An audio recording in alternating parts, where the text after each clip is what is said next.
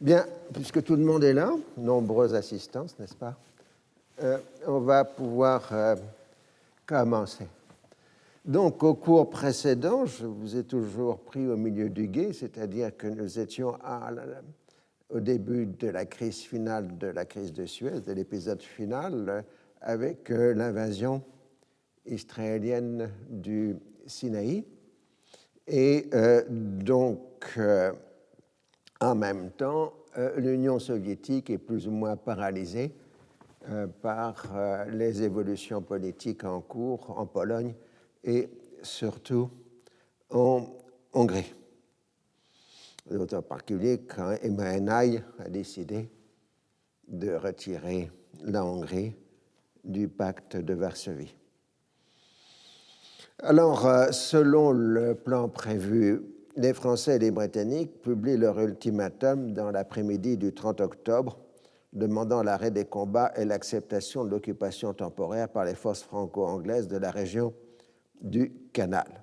Et en même temps, les deux puissances utilisent leur droit de veto à l'ONU pour s'opposer à une résolution américaine demandant le retrait des forces israéliennes du Sinaï. Puis ensuite une soviétique sur le même thème. Donc ça, c'est l'humanité. Alors le résultat, c'est qu'évidemment, les bombardements franco-britanniques commencent le 31 octobre. Là, vous savez, pour la crise de Suez, comme dans toutes les crises du Moyen-Orient, il y a toujours un problème d'horaire parce que la crise se situe à la fois au Moyen-Orient, mais aussi aux États-Unis et en Union soviétique. Donc il y a des chevauchements de fuseaux horaires et parfois il est un jour quelque part et la veille autre part ou inversement. Donc ce sont toujours des indications un peu, disons, faibles, qu'on vous dit dans l'après-midi, c'est le matin à Washington et c'est le soir à Moscou. Les bombardements commencent visant des objectifs militaires, des aéroports et civils, des émetteurs radiophoniques.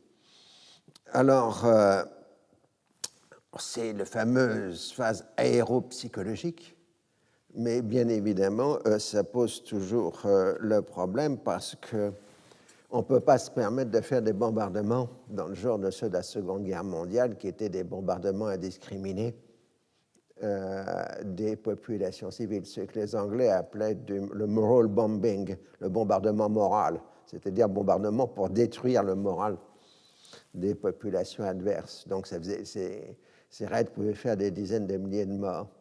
En 1956, on ne peut plus se permettre de bombarder comme cela des populations civiles. Et en même temps, il y a la jonction de la crise égyptienne avec la crise hongroise. Et ça qui est essentiel par rapport au cours que j'ai fait il y a une dizaine d'années, on a progressé dans la connaissance des événements. Pour Khrouchtchev, il est impossible, impensable de perdre en même temps deux alliés, l'Égypte et la Hongrie. Et il donne la priorité à la Hongrie en lançant la plus importante opération militaire en Europe depuis la fin de la Seconde Guerre mondiale. Donc, en quelque sorte, on comprend aujourd'hui que l'intervention militaire soviétique en Hongrie est liée directement à Suez. Peut-être qu'elle aurait eu lieu de toute façon, on ne peut pas le savoir, mais la décision a été prise en fonction de l'attaque tripartite contre l'Égypte. L'armée rouge doit prendre Budapest, quel que soit le prix en termes de pertes civiles. L'abandon de la solution politique envisagée se comprend à la fois par l'abandon par Ney du monopole politique du parti et par l'ultimatum franco-britannique. Comme il n'est pas possible de mener à la fois les deux opérations, Suez et Budapest, les soviétiques se tiennent en retrait de l'action en Égypte.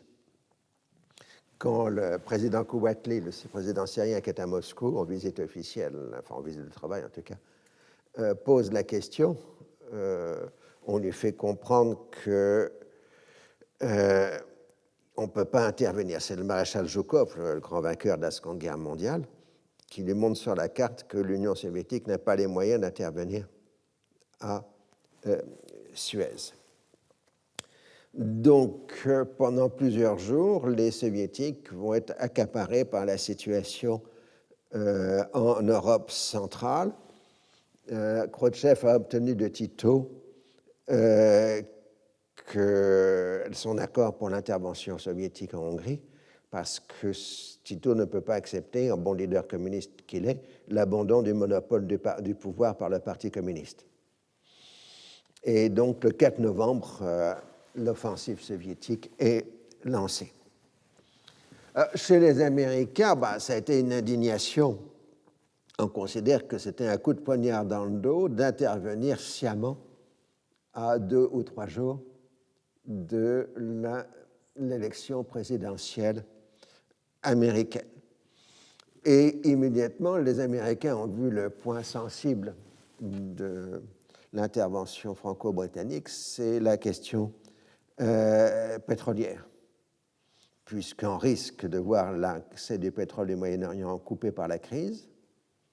Et donc, à ce moment-là, les Européens devront se tourner vers les États-Unis pour se ravitailler, donc acheter du pétrole dollar, enfin, des États-Unis et le Venezuela.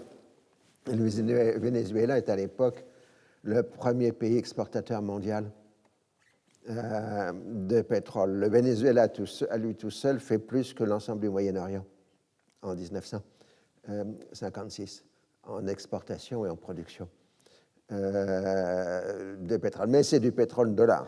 Alors, comme vous le savez, je vous ai expliqué longtemps, l'Europe est en pénurie de dollars. C'est le dollar gap qui est là. Et donc, celui qui s'en rend compte à Londres, brusquement, que l'Angleterre est extrêmement vulnérable, c'est le chancelier d'Échiquier, donc le ministre des Finances, Harold Macmillan, et qui commence à découvrir que, tout simplement, la livre sterling risque de s'effondrer. Alors, la colère américaine contre les Anglais est terrible. Contre les Français, elle est moindre, parce que de toute façon, tout le monde sait que les Français ne sont pas fiables. Donc, on n'est pas surpris qu'ils aient encore fait une bêtise, en quelque sorte. C'est dans leur caractère. Il ne faut pas oublier que l'image de la France dans les années 50 est une image affaiblie, d'abord par la défaite de la Seconde Guerre mondiale, les guerres coloniales, l'instabilité politique de la 4e République. Nous pensons toujours en fonction d'une 5e République avec un régime présidentiel fort et autoritaire. Ce n'est pas le cas de la 4e République, qui est un régime tout à fait instable. Il faut reconnaître aussi que les Français sont corrects, puisque Pinault explique à l'ambassadeur américain pratiquement le mécanisme de la collusion avec Israël, alors que les Britanniques démentent qu'il y a eu toute collusion. Voilà. Puis je vous rappelle donc aussi les caractères liés à la Seconde Guerre mondiale. Macmillan était un compagnon d'Eisenhower en Afrique du Nord, tandis que Mollet et Pinault sont des résistants. Donc, ils n'ont pas la même culture ou la même est proche. Alors, la motivation américaine est essentiellement géopolitique, parce que les Américains n'aiment pas du tout Nasser, bien évidemment. S'aligner sur les puissances coloniales européennes serait livrer les pays sous-développés à l'Union soviétique. Sous-développé étant le terme utilisé à l'époque, avant qu'on utilise un peu plus tard pour faire par politesse, en voie de développement. Dans le monde nouveau qui est en train d'émerger, il faut avant tout préserver la tradition anticoloniale des États-Unis, capital politique essentiel pour les années à venir. Donc Nasser se précipite du côté des Américains pour demander des secours, parce qu'il sait que pour l'instant l'Union soviétique ne fera rien. La réponse américaine, c'est que les Américains vont agir dans le cadre de l'ONU et qu'il n'accepte pas cette trahison, en quelque sorte, des alliés occidentaux européens, puisque on était sur le point de montrer toute la fausseté du régime soviétique avec l'intervention en Hongrie. Et voilà qu'on fait du colonialisme au Moyen-Orient, ça casse tout à fait l'effet géopolitique de la crise.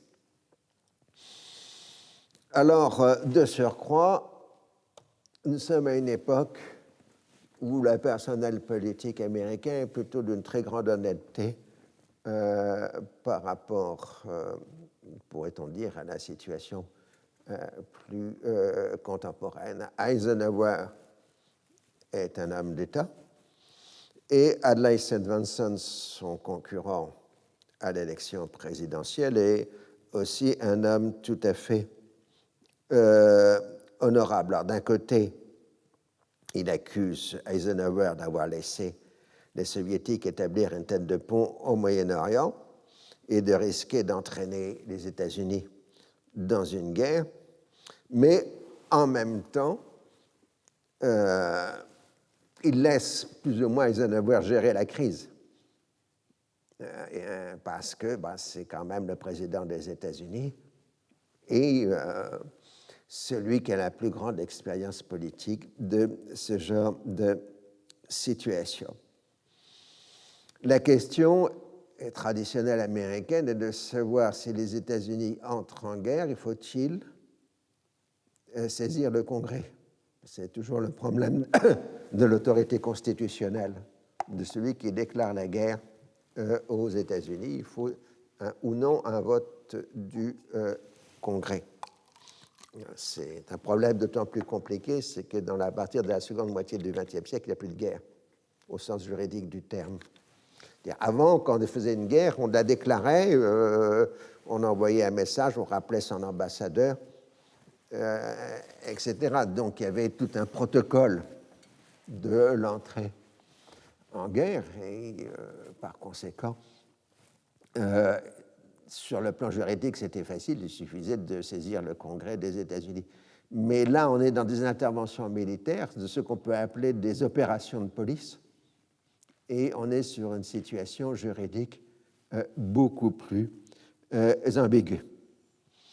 En tout cas, Eisenhower décide de gérer directement la crise, laissant à son vice-président, Nixon, la charge de continuer la campagne électorale. Alors, il faut bien voir le calendrier. Le 4 novembre, c'est l'attaque soviétique sur Budapest, l'entrée de l'armée rouge dans Budapest, et le 6 novembre, c'est le début théorique du débarquement des Franco-Britanniques à Port Saïd.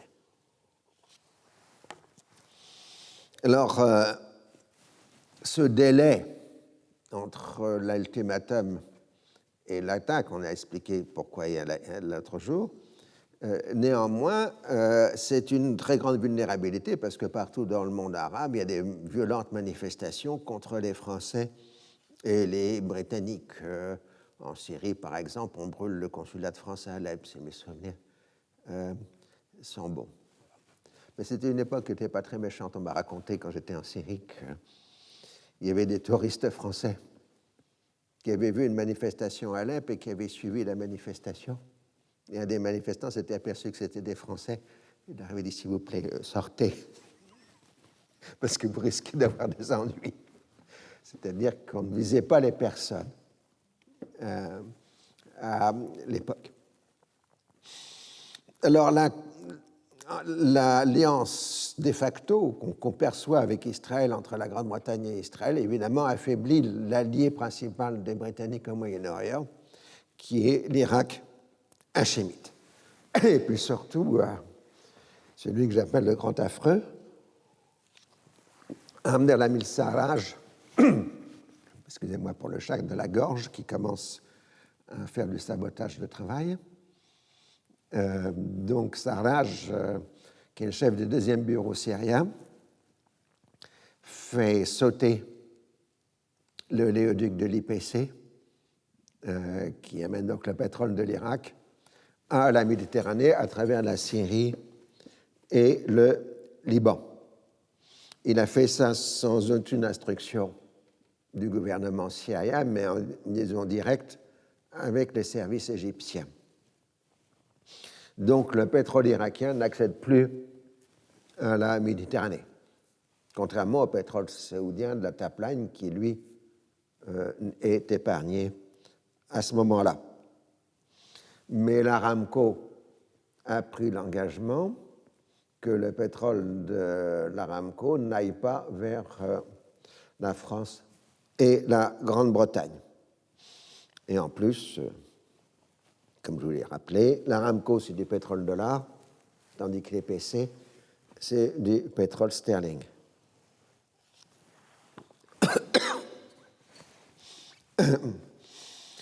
Donc, à cette date, 80% de la consommation européenne de pétrole vient du Moyen-Orient. Donc, on sent la vulnérabilité. Alors, tous les États arabes rompent les relations diplomatiques avec les agresseurs, sauf le Liban qui maintient les relations avec la France, la Grande-Bretagne, et l'Irak qui maintient les relations avec la Grande-Bretagne, mais pas avec la France. Et évidemment, les Européens vont être obligés de se tourner vers les Américains qui disent on étudie la question, ce qui en fait veut dire un moyen de pression directe sur les Européens. En Jordanie, le roi Hussein voulait intervenir dans la guerre, mais son entourage le dissuade et Nasser lui avait déjà expliqué qu'il valait mieux pas. Et ça aurait en plus perturbé complètement le plan britannique, puisque l'Irak aurait soutenu la Jordanie, et donc ça aurait mis le pacte de Bagdad en guerre avec Israël, ce qui évidemment est une situation totalement chaotique. Or, la seule chose que feront les Jordaniens dans la guerre, c'est la destruction par leur DCA, de la force contre-avion, d'un avion israélien égaré au-dessus de la Cisjordanie. Alors c'est intéressant parce que dans l'avion, les Jordaniens ont trouvé tous les plans de combat israéliens. Et donc ils se sont fait un plaisir de les publier, en particulier des critiques sur la politique militaire de Moshe Dayan qui se trouvaient dans les documents qu'ils ont récupérés. Alors le problème, c'est que sur le terrain, à cause de l'ultimatum franco-britannique, Nasser et Amer ont donné l'ordre à l'armée égyptienne de se replier sur le canal. Et évidemment, le repli sur le canal se passe dans des conditions catastrophiques puisque l'aviation israélienne et française bombarde les soldats égyptiens en retraite, puisque le seul avantage stratégique des Égyptiens, c'était la défense statique. Et donc les Israéliens font de 5 à 6 000 prisonniers dans l'opération. Ce qui est assez clair, même s'il y a eu des grands démentis, il y aurait eu plusieurs centaines d'exécutions sommaires de prisonniers de guerre égyptiens dans les opérations, ainsi que de civils égyptiens dans le Sinaï. Le 4 novembre, les Israéliens arrivent au détroit de Tiran et prennent Sharm el-Sheikh. Le lendemain, ceci avec le soutien de la marine de guerre française. L'occupation de la bande de Gaza commence le 2 novembre, là encore avec le soutien de la marine française. Environ 4000 fédayines, soldats égyptiens et gardes frontières sont faits prisonniers. Un certain nombre d'exécutions sommaires, surtout de fédayines, ont eu lieu. 275 civils palestiniens sont tués lors d'une opération de ratissage à Khan Younes et des violences du même genre ont lieu les jours suivants. Pour la totalité de la période de l'occupation israélienne de la bande de Gaza, c'est-à-dire jusqu'au 7 mars 1957, le nombre de Palestiniens tués se situerait entre 930 et 1200 personnes. La conséquence de l'ultimatum, c'est d'avoir ramené l'armée égyptienne sur le canal, d'où le fait que la décrocher par rapport à l'armée israélienne, et donc l'intervention pour séparer les combattants n'a plus de sens puisque les combattants sont de facto séparés, puisque les Français et les Anglais ont demandé aux Israéliens de ne pas aller au canal. Donc la situation est encore plus ridicule. Les bombardements ont amené des destructions dans le canal, en particulier de bateaux, et par ailleurs, les Égyptiens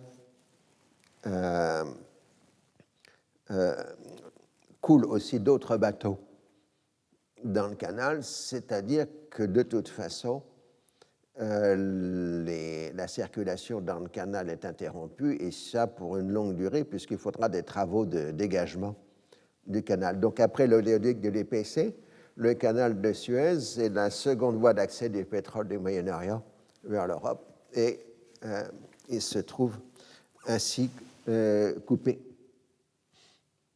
Donc là, vous avez des soldats égyptiens en buvant un Coca-Cola avec le portrait de Nasser. C'est le 1er novembre 1956, apparemment. Alors, en Égypte, les ressortissants français et britanniques sont assignés à résidence dès les premiers bombardements. La radio noire, je pense que c'est la française, c'est la radio de l'Égypte libre. Non, c'est Chypre qui dit ça, pardon, excusez-moi, dit que le but de l'intervention militaire est de rétablir le général Naguib au pouvoir en remplacement du traître communiste à la solde des sionistes, Haïm Gamalov, donc Gamal Nasser. Donc là encore, évidemment, ce genre de propagande antisioniste des Français et des Britanniques exaspère les Israéliens, comme vous pouvez le comprendre. Quant à Nasser, il y a eu un petit moment de flottement au moment des premiers bombardements, ça a duré 2 ou 3 heures, pas plus, et puis ensuite il s'est repris, et il fait des discours sur un ton churchillien pour rappeler à l'Union nationale: mieux vaut la mort que l'esclavage, l'impérialisme a toujours été en embuscade pour empêcher le bien-être des Égyptiens. Il dénonce le complot. Et il trouve une excuse dans l'ultimatum franco-britannique pour expliquer le retrait des forces égyptiennes du Sinaï. Et en style churchillien, on se battra village par village, maison par maison. À l'ONU, les vétos franco-britanniques amènent les Américains à utiliser une procédure rarement utilisée à l'ONU qui avait été inventée lors de la guerre de Corée. En cas d'absence de décision du Conseil de sécurité, si la majorité de ses membres en décide, l'affaire est transmise à l'Assemblée générale, et ceci sans qu'il puisse y avoir de veto. Et donc, les Américains obtiennent la majorité au Conseil de sécurité pour transférer le dossier à l'Assemblée générale. Dans la nuit du 1er au 2 novembre, Foster Dulles fait un brillant discours devant l'Assemblée générale. D'un cœur lourd, il doit s'opposer à 3 nations qui sont pourtant chères aux États-Unis. L'action franco-britannique est inacceptable. Si on rejette le principe de renonciation à la force, il n'y a plus qu'à déchirer la charte de l'ONU et vivre dans l'anarchie. Le danger est de voir ce qui a été présenté comme une action de police peut déboucher sur une situation bien plus grave, plus que celle de la Seconde Guerre mondiale. En gros, les Américains donnent la priorité à l'ONU sur l'OTAN et on fait appeler à un cessez-le-feu immédiat et un embargo militaire. La résolution à l'Assemblée générale obtient 64 oui contre 5 non, c'est-à-dire les Français, les Britanniques, les Israéliens, l'Australie et la Nouvelle-Zélande. Alors, même discours public d'Eisenhower le 2 novembre il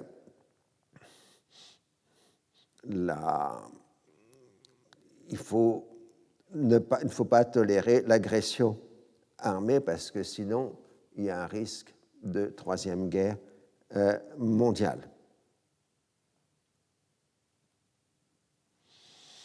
Grâce à son action déterminée, l'administration Eisenhower prive l'Union soviétique de toute volonté de se poser en acteur majeur sur la scène moyen-orientale.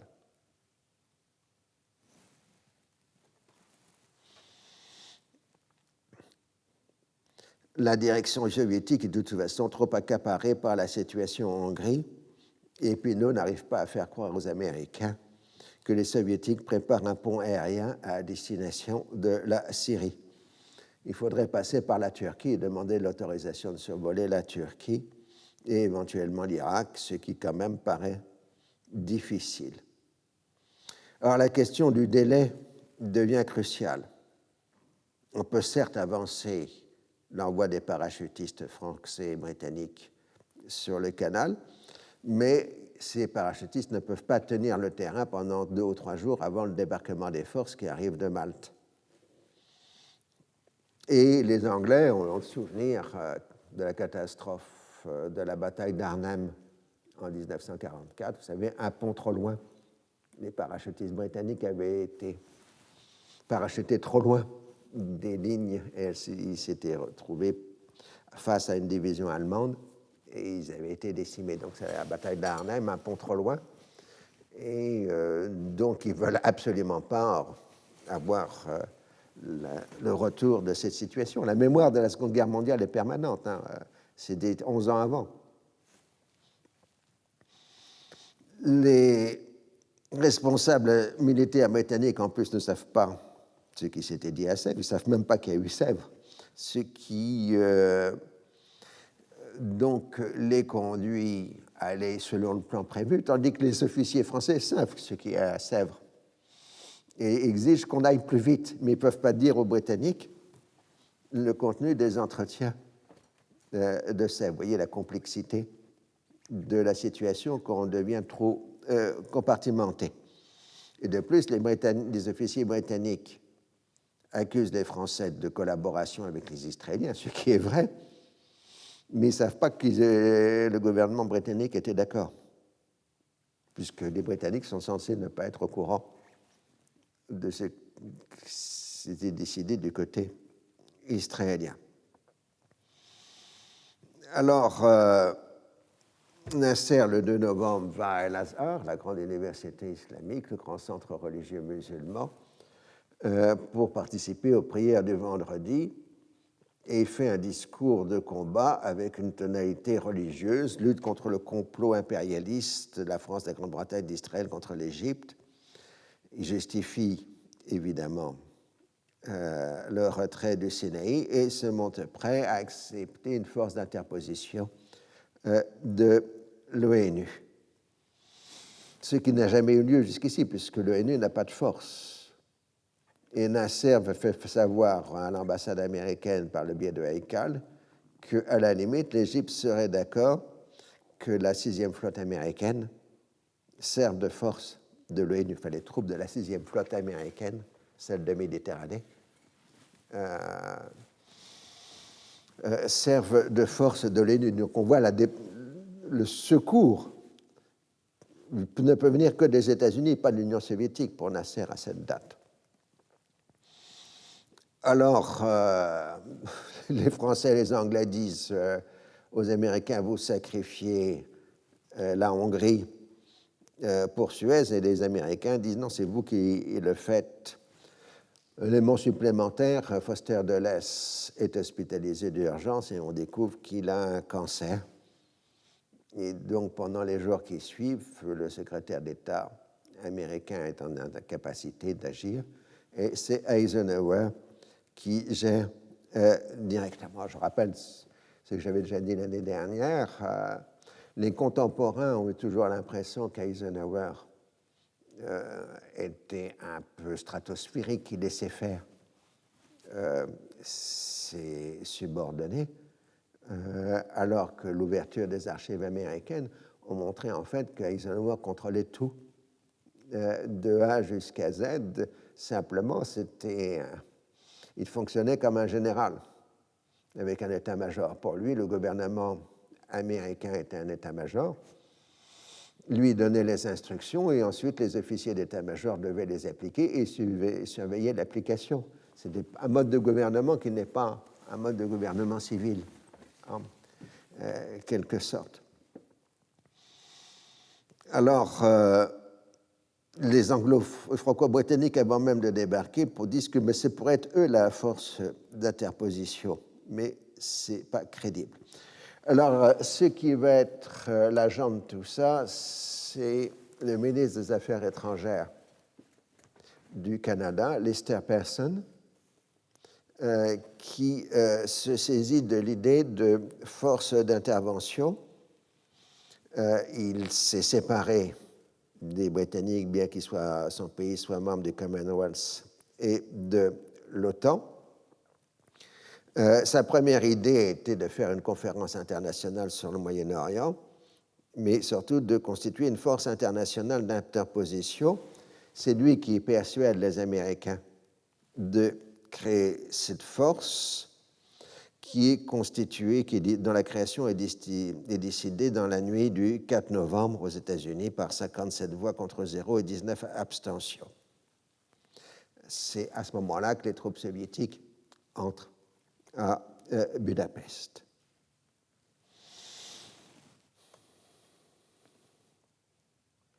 Donc, vous voyez, sur la New York Times, à la fois, on annonce le débarquement et la progression des troupes soviétiques.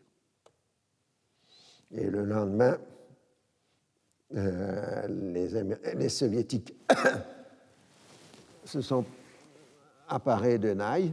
La délégation US à Budapest est sous le feu.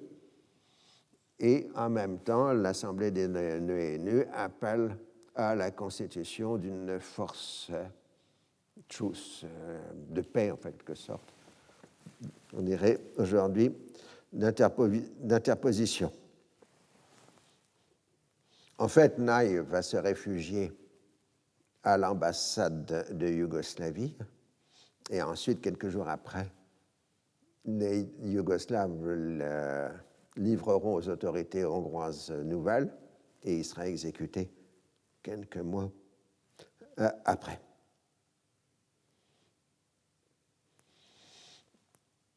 Alors l'armée hongroise se laisse désarmer, mais les insurgés continuent à résister en dépit de leurs moyens dérisoires. L'armée écrase de tout son feu les tentatives de résistance. Alors là, vous avez la couverture de Time Magazine.